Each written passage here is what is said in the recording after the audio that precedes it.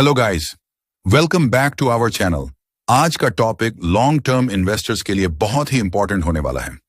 जब कोई beginner stock market में आता है तो उसके दिमाग में सबसे बड़ा कंफ्यूजन होता है, कौन सा स्टॉक सही है इन्वेस्टमेंट के लिए। बहुत लोग बिना समझे किसी भी रैंडम स्टॉक में पैसा लगा देते हैं और बाद में रिग्रेट करते हैं जब वो स्टॉक लॉस दे देता है। इसीलिए आज के वीडियो में हम स्टेप बाय स्टेप समझेंगे एक राइट स्टॉक कैसे सेलेक्ट करें, इन्वेस्टमेंट करने से पहले हमें कौन से पॉइंट्स चेक करने चाहिए और कैसे हम आइडेंटिफाई करें मल्टी बैगर पोटेंशियल वाले स्टॉक्स को। तो चलिए गाइस, वीडियो को स्टार्ट करते हैं। स्टॉक मार्केट में साइज के हिसाब से कंपनियों को अगर हम कंपेयर करें तो मेनली 3 टाइप की कंपनियां होती हैं। नंबर 1 पर आती हैं लार्ज कैप कंपनियां।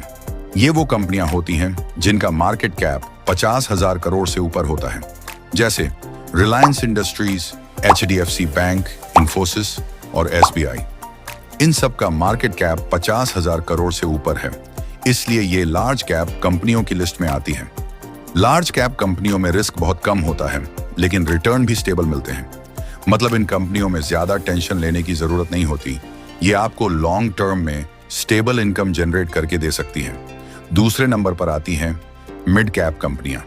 ये वो कंपनियां होती हैं जिनका मार्केट कैप 20,000 करोड़ से 50,000 करोड़ के बीच में होता है, जैसे बोर्ड में KPIT टेक, KI इंडस्ट्रीज। इनका मार्केट कैप 20 से 50,000 करोड़ के बीच में है। ये कंपनियां लार्ज कैप के कंपैरिजन में ज्यादा रिटर्न दे सकती हैं क्योंकि ये ग्रोइंग स्टेज में होती हैं। लेकिन मिड कैप में रिस्क भी थोड़ा ज्यादा बढ़ जाता है लार्ज कैप के मुकाबले। नंबर 3 पर आती हैं स्मॉल कैप कंपनियां।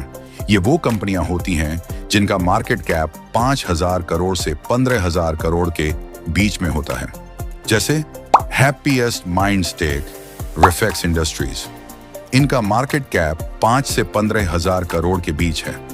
इनमें रिटर्न देने का पोटेंशियल लार्ज कैप और मिड कैप से ज्यादा होता है, लेकिन इनका रिस्क भी उतना ही ज्यादा होता है, क्योंकि स्मॉल कैप कंपनियों का प्राइस मूवमेंट बहुत तेजी से ऊपर भी जा सकता है और बहुत तेजी से नीचे भी आ सकता है।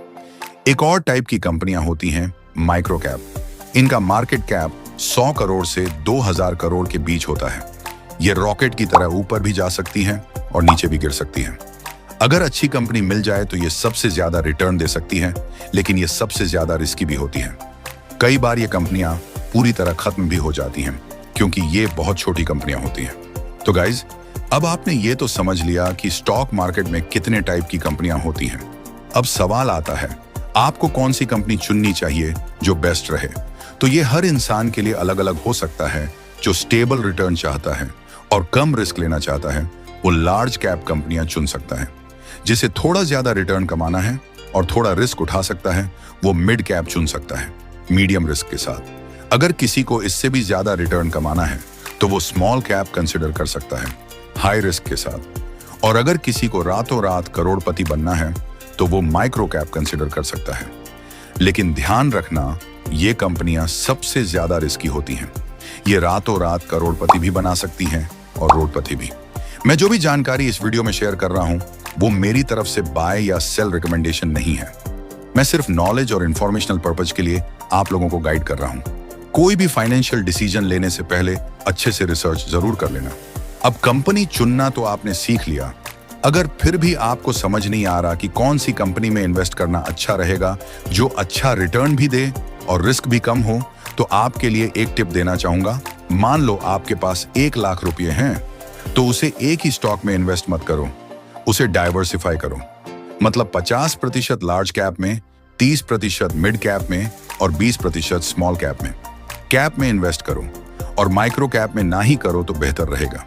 जितने भी फंड्स आपके पास हों, हमेशा 50% लार्ज कैप, 30% मिड कैप और 20% स्मॉल कैप में इन्वेस्ट कर सकते हो। इससे आपका रिस्क भी कम रहेगा और रिटर्न भी अच्छे मिल सकते हैं। लेकिन कोई भी कंपनी चुनने से पहले उसका फंडामेंटल एनालिसिस जरूर करना चाहिए, क्योंकि यह सबसे ज्यादा इंपॉर्टेंट होता है, चाहे वो लार्ज कैप हो, मिड कैप हो या स्मॉल कैप। फंडामेंटल एनालिसिस करना बहुत जरूरी है। अब अगर आप ये जानना चाहते हैं कि किसी कंपनी का फंडामेंटल एनालिसिस कैसे करते हैं, तो मैंने एक अलग वीडियो में डिटेल में समझाया है कि किसी भी कंपनी में क्या क्या चेक करना चाहिए। उस वीडियो का लिंक मैंने डिस्क्रिप्शन में दे दिया है, आप वहां क्लिक करके फंडामेंटल एनालिसिस करना सीख सकते हैं, वो भी बिल्कुल फ्री में। अगर मैं आपको पूरा फंडामेंटल एनालिसिस यहीं समझाने लगूं तो ये वीडियो काफी लंबा हो जाएगा, तो बेहतर यही रहेगा कि आप वो वीडियो देख लें। फिर भी इस वीडियो में मैं आपको थोड़ा बहुत बता देता हूं कि क्या क्या चीजें चेक करना जरूरी होता है।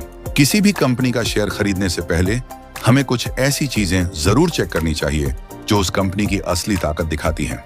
नंबर 1, कंपनी का बिजनेस मॉडल समझो।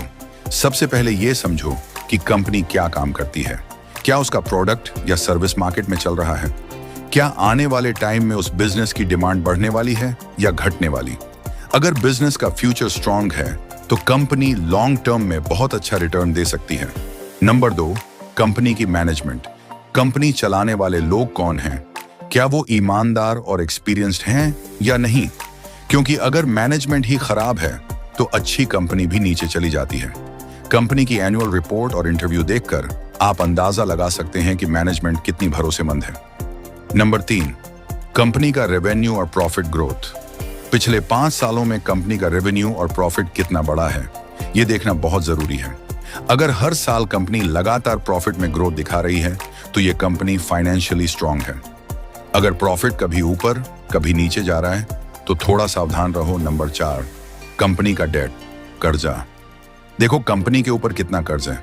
अगर कंपनी बहुत ज्यादा लोन में डूबी है तो उसका फ्यूचर रिस्की हो सकता है। हमेशा कोशिश करो कि ऐसी कंपनी में इन्वेस्ट करो जिसका डेट टू इक्विटी रेशियो 1 से कम हो। मतलब कंपनी अपने पैसे से चल रही हो, उधार के पैसों से नहीं। नंबर 5, प्रोमोटर होल्डिंग और FII DII होल्डिंग। कंपनी में खुद प्रोमोटर्स का कितना स्टेक है, यह भी बहुत इंपॉर्टेंट होता है। अगर प्रोमोटर होल्डिंग 50% या उससे ज्यादा है तो मतलब प्रोमोटर्स को अपने बिजनेस पर भरोसा है। साथ ही FII फॉरेन इन्वेस्टर्स और DII इंडियन इंस्टीट्यूशंस अगर उस कंपनी में पैसा लगाए हुए हैं तो वो कंपनी जनरली ट्रस्टेड मानी जाती है। नंबर 6, कंपनी का P रेशियो। ये बताता है कि कंपनी का शेयर महंगा है या सस्ता। अगर P बहुत ज्यादा है तो मतलब शेयर ओवरवैल्यूड हो सकता है। अगर P बहुत कम है और बाकी फंडामेंटल्स अच्छे हैं तो कंपनी अंडरवैल्यूड हो सकती है, मतलब खरीदने का अच्छा मौका हो सकता है। नंबर 7, कंपनी का फ्यूचर ग्रोथ पोटेंशियल। क्या कंपनी नए प्रोजेक्ट्स पर काम कर रही है? क्या वो नए सेक्टर या प्रोडक्ट में एंटर कर रही है? अगर हाँ तो ये कंपनी की फ्यूचर ग्रोथ स्टोरी दिखाता है। ऐसी कंपनियां लंबे समय में मल्टी बैगर बन सकती हैं। Number 8, dividend history. क्या कंपनी अपने निवेशकों को रेगुलर डिविडेंड पे आउट करती है या नहीं? क्योंकि डिविडेंड देने वाली कंपनियां आमतौर पर फाइनेंशियली स्टेबल होती हैं। नंबर 9, कंपटीशन और मार्केट शेयर। कंपनी अपने सेक्टर में कितनी स्ट्रांग है, उसका मार्केट शेयर कितना है और क्या वो कॉम्पिटिटर्स को पीछे छोड़ रही है या नहीं? जितना बड़ा मार्केट शेयर उतनी कंपनी ज्यादा स्ट्रांग। नंबर 10, वैल्यूएशन और प्राइस ट्रेंड। देखो अभी कंपनी के शेयर का भाव अपने पिछले हाई लो के मुकाबले कहां खड़ा है। अगर कंपनी फंडामेंटली स्ट्रांग है और शेयर लोअर रेंज में मिल रहा है तो ये लॉन्ग टर्म इन्वेस्टमेंट का बेस्ट मौका हो सकता है। तो गाइज, अगर आप किसी भी कंपनी में पैसा लगाने जा रहे हो तो इन 10 पॉइंट्स को हमेशा चेकलिस्ट में रखो, क्योंकि यही चीजें बताती हैं कि कंपनी सच में ग्रो करेगी या सिर्फ दिखावा है। किसी भी कंपनी में इन्वेस्ट करने से पहले सिर्फ नाम या प्राइस देखकर पैसा मत लगाना। कंपनी की फाइनेंशियल हेल्थ को समझना जरूरी होता है और इसके लिए हमें 3 सबसे अहम चीजें देखनी होती हैं। Number 1, balance sheet. Balance sheet बताती है कि कंपनी के पास कितना एसेट संपत्ति है और उस पर कितना लायबिलिटी कर्ज मोर है, यानी कंपनी के पास क्या क्या है और उसे क्या क्या देना है। अगर किसी कंपनी की एसेट्स ज्यादा हैं और लायबिलिटीज कम तो वो कंपनी फाइनेंशियली स्टेबल है। बैलेंस शीट से आपको यह भी पता चलता है कंपनी के पास कितना कैश रिजर्व है, उसका डेट टू इक्विटी रेशियो क्या है और क्या कंपनी अपने रिसोर्सेज को एफिशिएंटली यूज कर रही है या नहीं। Number 2, profit and loss statement. Profit and loss statement बताती है कि कंपनी हर साल कितना कमा रही है और कितना खर्च कर रही है। इससे आप देख सकते हो कि कंपनी प्रॉफिट में है या लॉस में। अगर कंपनी का नेट प्रॉफिट साल दर साल बढ़ रहा है तो ये एक पॉजिटिव सिग्नल है। अगर कभी प्रॉफिट ऊपर और कभी नीचे जा रहा है तो इसका मतलब कंपनी कंसिस्टेंट नहीं है। ऐसे में थोड़ा सावधान रहना चाहिए। Number 3, cash flow statement. अब ये तीसरा और सबसे अंडररेटेड पार्ट है कैश फ्लो स्टेटमेंट। बहुत लोग इसे नजरअंदाज कर देते हैं, लेकिन असली सच्चाई यहीं छुपी होती है। कई बार कंपनी प्रॉफिट तो दिखाती है, लेकिन कैश फ्लो नेगेटिव होता है। मतलब कंपनी कागज पर तो प्रॉफिट में है, लेकिन असल में पैसा ए नहीं रहा बल्कि जा रहा है। कैश फ्लो स्टेटमेंट से आपको समझ आता है कंपनी की ऑपरेटिंग एक्टिविटीज, इन्वेस्टिंग एक्टिविटीज और फाइनेंसिंग एक्टिविटीज से कितना पैसा आ रहा है और कितना जा रहा है। अगर किसी कंपनी का ऑपरेटिंग कैश फ्लो पॉजिटिव है, मतलब कंपनी अपने असली बिजनेस से पैसा कमा रही है, और यह सबसे बढ़िया संकेत होता है। तो गाइज, अगर आपको इस वीडियो से जुड़ा कोई भी डाउट है तो कमेंट सेक्शन आपके लिए हमेशा खुला है। अगर आप भी स्टॉक मार्केट में इन्वेस्टमेंट शुरू करना चाहते हैं तो आपके पास एक डीमैट अकाउंट होना चाहिए, जहां से आप शेयर खरीद और बेच सकते हैं।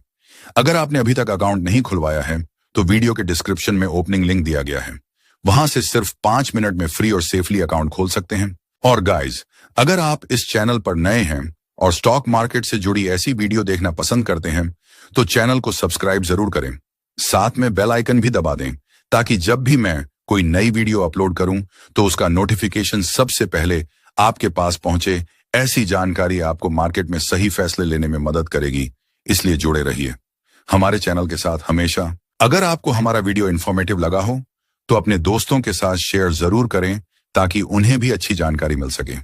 आपका एक शेयर किसी की फाइनेंशियल जर्नी बदल सकता है। तो गाइज, वीडियो को यहीं क्लोज करते हैं। मिलते हैं नेक्स्ट वीडियो में नए इंफॉर्मेशनल टॉपिक के साथ। तब तक के लिए बाय बाय, और याद रखिए, समझदारी से इन्वेस्ट करें, क्योंकि सही जानकारी ही सबसे बड़ा प्रॉफिट है।